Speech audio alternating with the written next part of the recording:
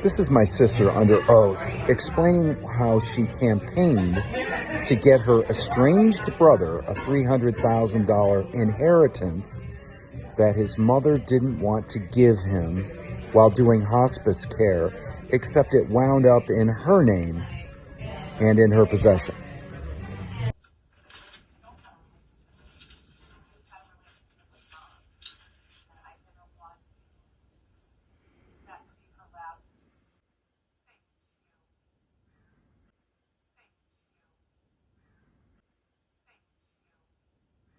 So it was care for our mother's legacy that wanted, okay.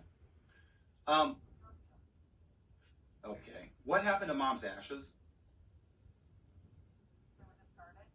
What were her wishes?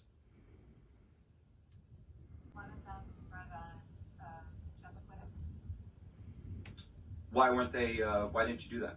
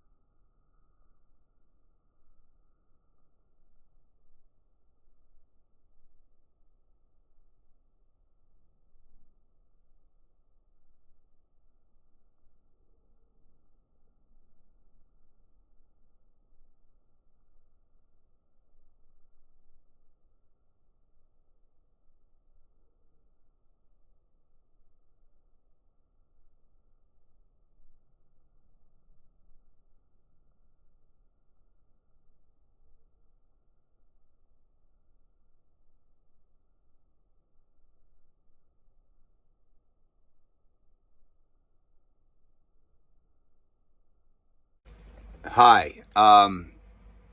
If you're watching this, it probably pertains to you. If it was sent to you, little explanation. Maybe you know some facts, but I'm going to fill you in on all of them, and I hope everything is more clear. When my mom told me she was dying on March 22nd, 2023, I was in a Starbucks. It was raining. She told me to sit down. Panicking, of course, she tells me she's dying of stage 4 colon cancer and said, "You're also going to inherit $350,000. I cried pretty much on the whole way back home and various points of the day. One of the first things I decided to do after I found out this news was reunite with my older sister, Kim. Kim had uninvited me to Christmas inexplicably in like 2004. And I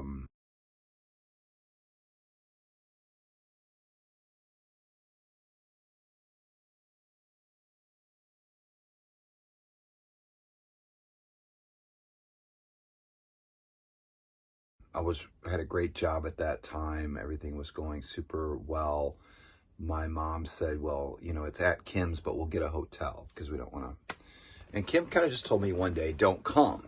And I was like, we had planned this.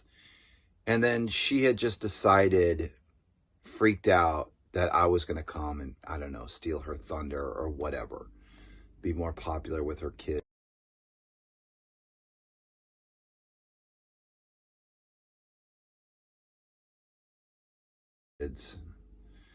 Some crazy thing that Kim only knows.